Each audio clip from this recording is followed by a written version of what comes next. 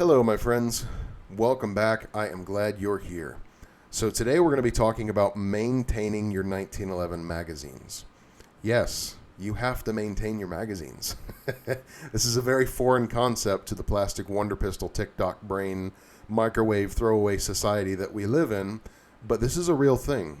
And, I think in modern day we're kind of spoiled with all of the awesome and cheap magazines floating around with these, polymer wonder guns, where we just, we use them. When they go bad, we throw them into garbage. And that's not how you should think about your 1911 magazines. 1911 magazines are not meant to be used and then thrown away. These are long use items. Now, specifically, the magazines we're going to be talking about are solid body welded base mags and 7-rounders to boot. I think these are the best mags. I prefer these Springfield, Kimber, or Checkmate. They're all the same brand, basically, as I've said in many videos. But as good as these magazines are, they do require some maintenance. And a lot of people get surprised by this. I have people message me like, hey, man, I've got a mil spec that I've been shooting for 4 or 5 years, and all of a sudden it's starting to jam up on me. And it's like, have you changed the springs? And they're like, what springs? I'm like, okay, God bless it. So that's the reason for today's video. Is I want to help you guys understand that, look, if we look at like a lever action, right? What is the exerting force on the action? It's you. You are the thing that exerts force on the action to operate. Same with a pump action. Same with a bolt action, right? Yes, it has some springs within it, but for the most part, you are the exerting force on the action. What's the exerting force on a 1911? It's the gas and its springs. So you are taken out of the equation. You are no longer responsible to exert force on the action to get it to function. And one of the inventions to take your place in helping the action function is the magazine, specifically the spring. So the spring is now doing what would have been your job in feeding the action. And it's a sacrifice, right? That's great. Now we can shoot faster. We don't have to take time in between shots and cycle actions and things like that. But the sacrifice is now it's a spring doing the job, and that spring goes bad. So we just have to have that understanding that, like, yes, you actually have to maintain these things that do a job for you. Now, how do you know when your springs need replacing? When they start having malfunctions, period. Now, there's tests that you can do sometimes where basically if you take the magazine and you push down on the very tip, you can see it wants to point down, but then the whole follower slides straight down. That's what you want. And this can tell you something, but I think the most reliable, identifier for when a magazine spring is going bad is when you start having failures to feed. And this is basically where there's not enough force on the spring to push up on the bullet. And I'm going to show you guys some video here of these two mags having this failure. Basically what's happening is the gun is cycling, and it's actually going over the bullet. It's not picking up the bullet properly because the magazine is not feeding that bullet up in the way of the bolt fast enough. And so what happens is the slide sort of grabs the top of the bullet, and it does a very strange pointing the bullet straight up in the air failure. And that is just purely indicative of a bad magazine spring. And it happens. Now, how long do magazine springs last? Well, with these two here, these are from the first Springfield 1911, or my first 1911 ever that I bought. And I'll show you guys a picture of that. The metadata on that picture is from March of 2010. And these two magazines have been loaded for months and years. They have been shot a lot, and this is these are the original springs. I've never changed these before, and so this is a hard use, high round count product that's lasted 15 years. Now let's deal with that throwaway brain society thing that we talked about in the beginning. I want to touch on that. There are people who say, no, that's a bad mag, you just get rid of it. Okay, that right there, that comment tells me that person doesn't know anything about how these magazines work. The reality is, look, the single stack magazine is dang near perfect. It is so good. It's a very strong design. It's not like these, double stack mags or just different design mags in general, where you have a ton of different sheet metal angles.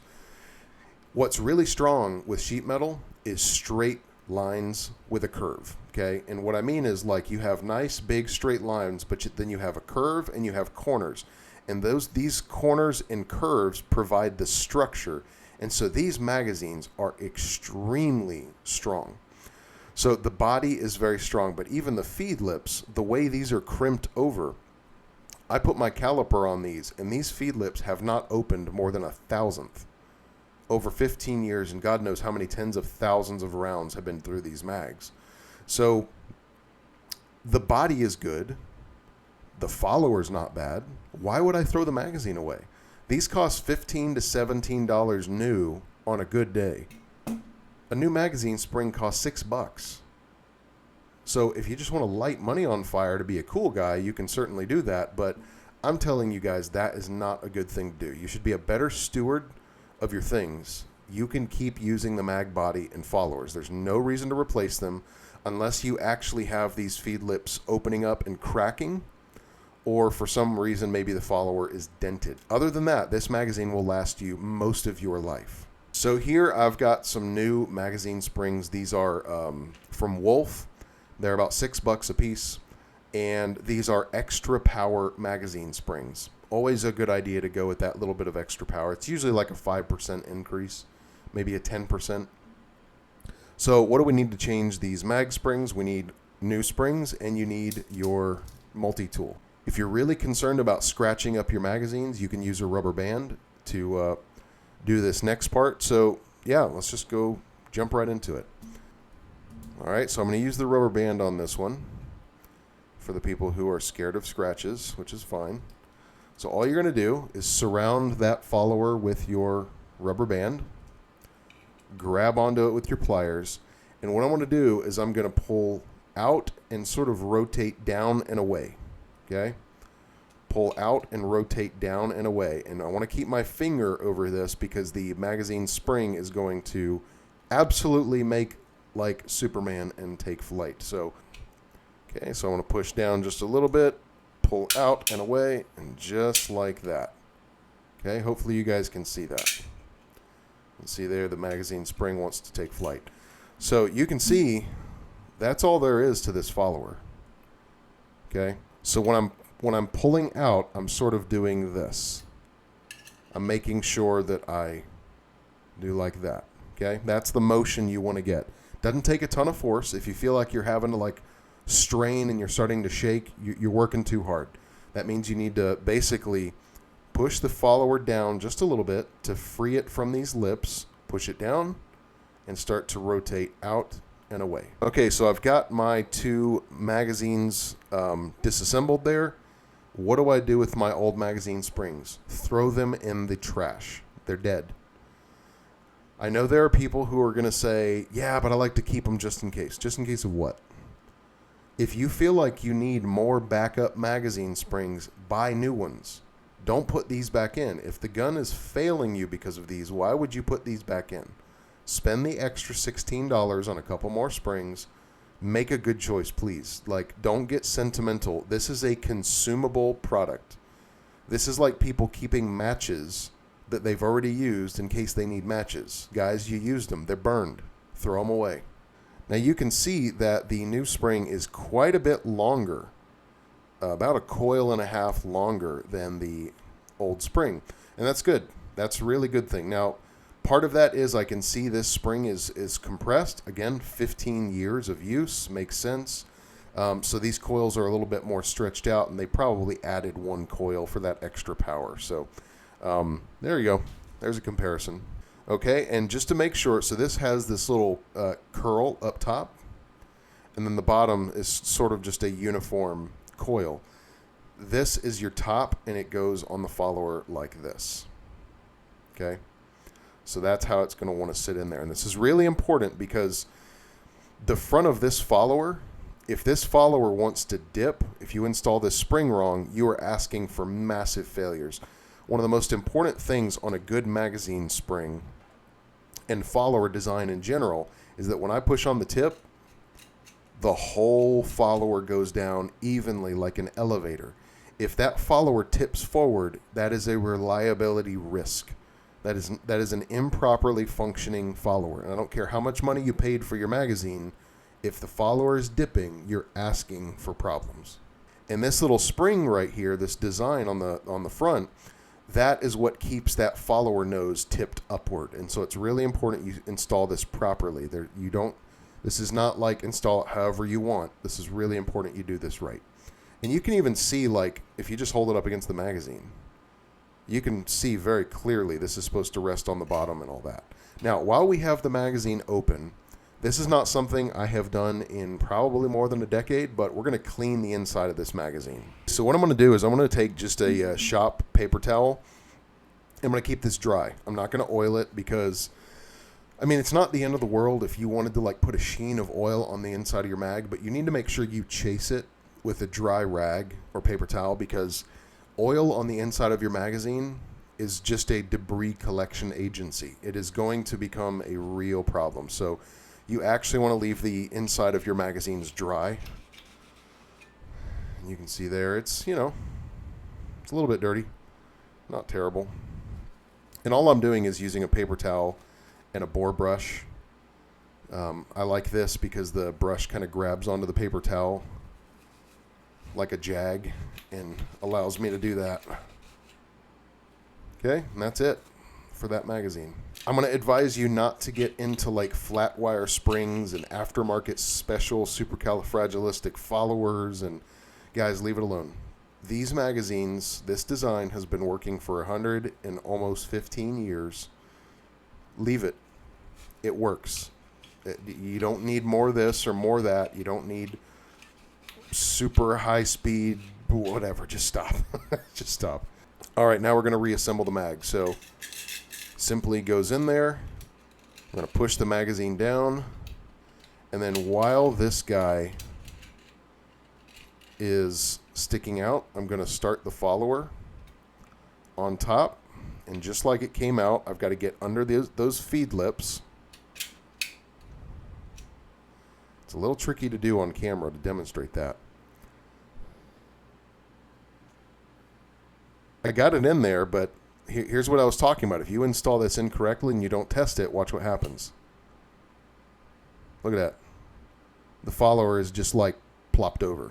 So what's happening is basically inside the magazine here, the follower is being pushed and rotated in, but the back of the follower right here, as I'm pushing it in, it's grabbing the coils and pushing them down, and so the whole spring is kind of rotating crooked.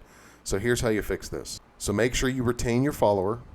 You're going to reach in here with your multi-tool and grab that coil of spring, and you're going to pull it this way. You're going to pull it towards you, and you should feel a pop. There it goes. I don't know if you guys heard that off camera, but now you can see that spring coil underneath the follower. You see that in there? That's when it's proper. You know you've done it right when you can see that coil. So what's happening is when I go to shove the follower in, the whole spring is doing this. And it's just mashing that spring sideways.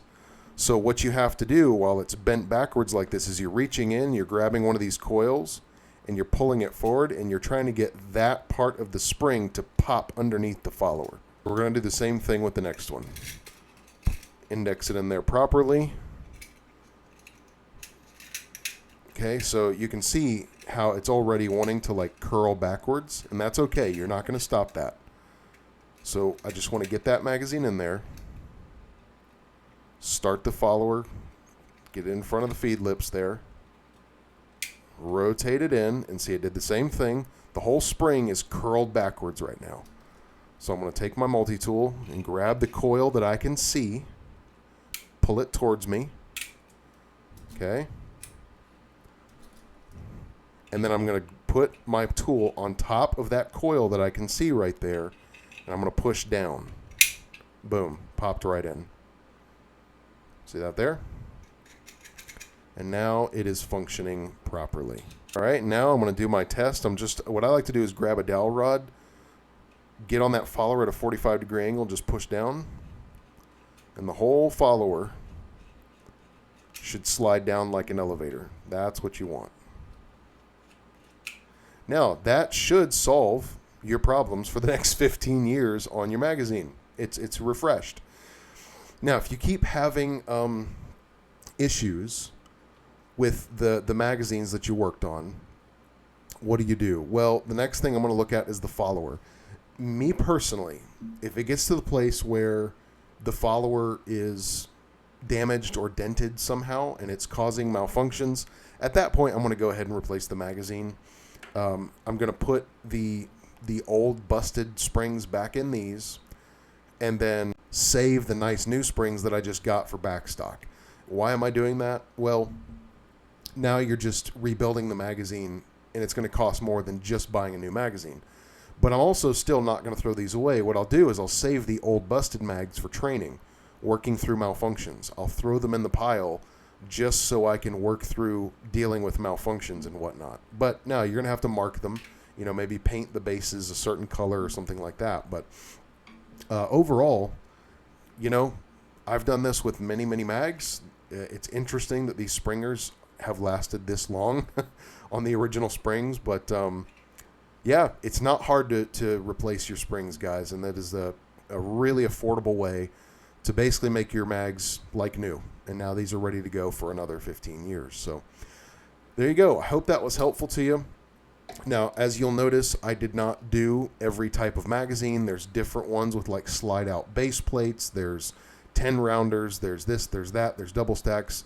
I'm only talking about steel 7-round welded body magazines. So the process is about the same for others, like with the base plate mags. Basically, you take the base plate off and everything comes out the bottom. But if you thought that a welded body mag is sealed up and you can't, get to the spring, I hope this helped you realize that, no, man, keep those old mags. The body's good. It's probably just the spring. So, hope that was helpful to you guys. I appreciate you watching. We'll see you on the next one.